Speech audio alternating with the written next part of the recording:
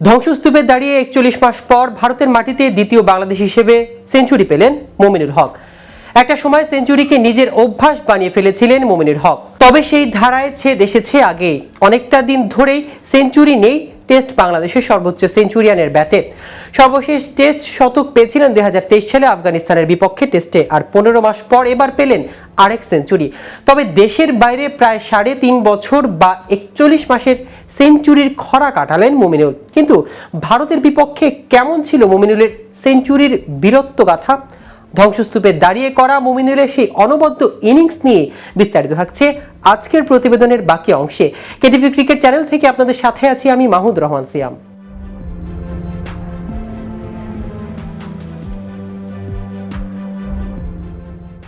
রবিচন্দ্রন অশ্বিনের বলে sweep shot খেলে test ক্যারিয়ারে নিজের ১৩তম সেঞ্চুরি তুলে নিয়েছেন সাবেক টেস্টের অধিনায়ক। তবে দেশের বাইরে কেবল দ্বিতীয় সেঞ্চুরি দেখা পেলেন সাবেক এই টেস্ট অধিনায়ক। তবে এর আগে ২০২১ সালে এপ্রিলে শ্রীলঙ্কার বিপক্ষে ক্যান্ডি টেস্টে নিজের ১১তম সেঞ্চুরি পেয়েছিলেন তিনি। সেই হিসেবে দেশের বাইরে প্রায় ৩.৫ বছর বা ৪১ মাসের সেঞ্চুরির খরা কাটালেন তিনি। অশ্বিনের ওই ওভারের পরই লাঞ্চ বিরতিতে গেছে দুই দল। তার আগে বাংলাদেশেও পার করেছে দলীয় ২০০ রান। সকাল থেকে ভারতের বোলারদের দারুণ বোলিংয়ের পরও স্কোর বোর্ডে থাকা ২০৫ রান টাইগারদের জন্য বড় প্রাপ্তি হিসেবে বিবেচিত হতেই পারে। ক্রিজে অবশ্য এখনও টিকে আছে স্বীকৃতির আরেক ব্যাটার মেহেদী হাসান মিরাজ। সকাল থেকে বাংলাদেশের দৃষ্টিকটু আর অধৈর্য ব্যাটিংই হতে পারে চতুর্থ দিনের খেলার শিরোনাম। মুশফিকুর রহিম আউট হয়েছেন বল ছেড়ে খেলতে গিয়ে। লিটন দাস এবং সাকিব আল হাসান দুজনে ফিরেছেন অহেতুক আগ্রাসী ক্রিকেট খেলতে গিয়ে। দুজনই ডাউন দ্য উইকেট বড় শট খেলতে গিয়ে দিয়েছেন ক্যাচ।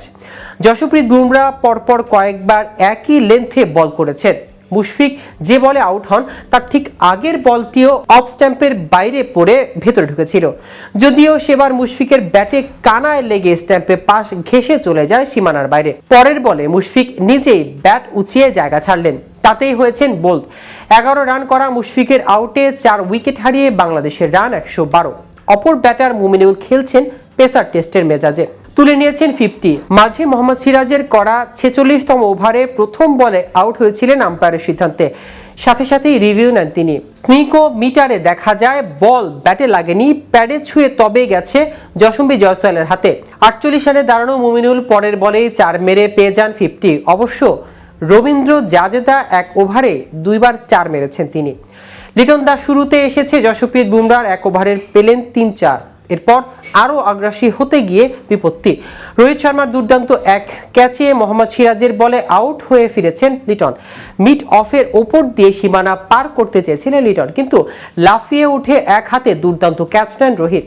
আশ্বিনে আগের বলেই ইনসাইড আউট শটে ৪ মেরেছিলেন সাকিব আল হাসান। পরের বলেও তুলে মারতে গিয়েছিলেন, কিন্তু বল উঠে যায় উপরে। অনেকটা পেছনে দৌড়ে অসাধারণ এক ক্যাচ নেন সিরাজ। সাকিব ফেরেন মাত্র ৯ রান করে। এরপরই মিরাজকে নিয়ে জুটি গড়েন মুমিনুল।